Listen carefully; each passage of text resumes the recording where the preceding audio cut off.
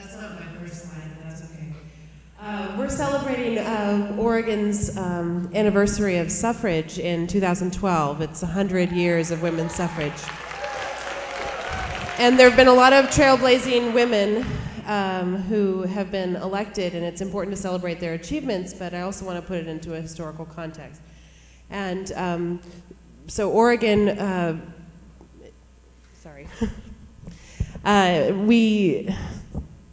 so basically what have we achieved in 100 years of women's suffrage in Oregon? We've had one female governor out of 36. Governor Barbara Roberts.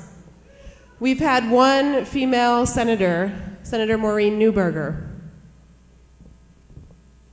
Let that sink in.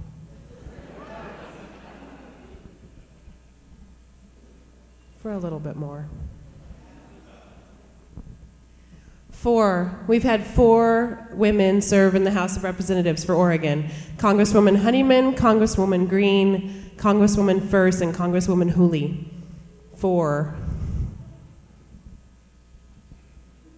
6.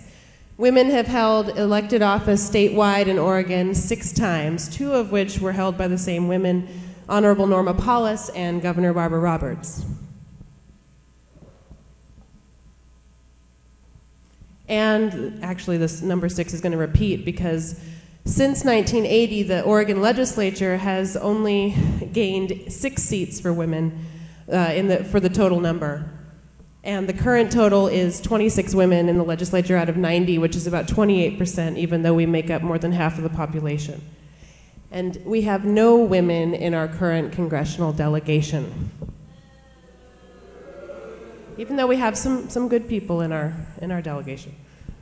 So why is this important? Electing women changes the conversation. Some of the women I'm going to talk about tonight were critical to some of the issues you see up here.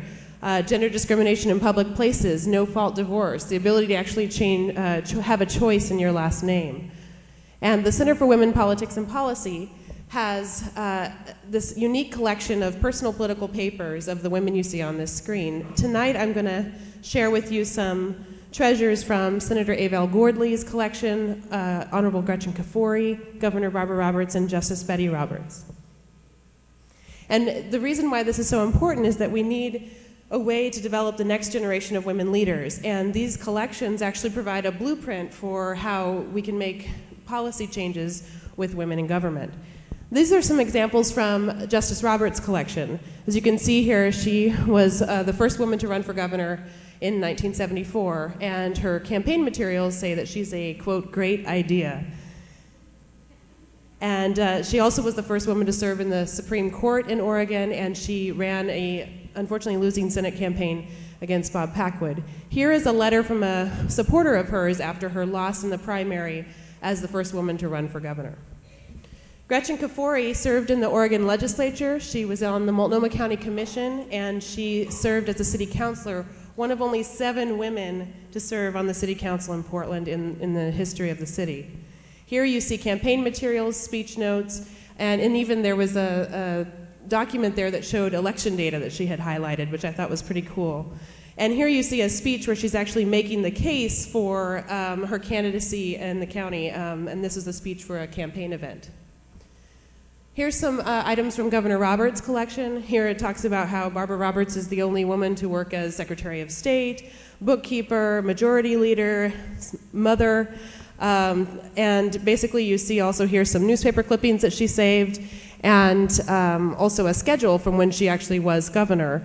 And I chose this newspaper clipping because she actually had to debate herself at the City Club because her opponent refused to debate her, and she received a standing ovation from the City Club, who until 1973 did not admit women. And Senator Avel Gordly here, she highlights in her campaign materials that she is a single mom and also talks about policies of inclusion. There's a letter here from the Oregon State Penitentiary prison inmates who are requesting her support on corrections budget. And then here is an excerpt of a speech where she, at the end, I think it's really interesting, you get to see her train of thought of whether she chooses one line or another. It can either be, I'm committed to this task, or you have my commitment. So this is an absurdly small amount of the treasures you can find in this collection. The PSU Library is hosting an archive crawl on October 2nd that you can attend. And I had the opportunity to spend a few hours in the archive, and every Oregonian should get a chance to see this collection. Thank you.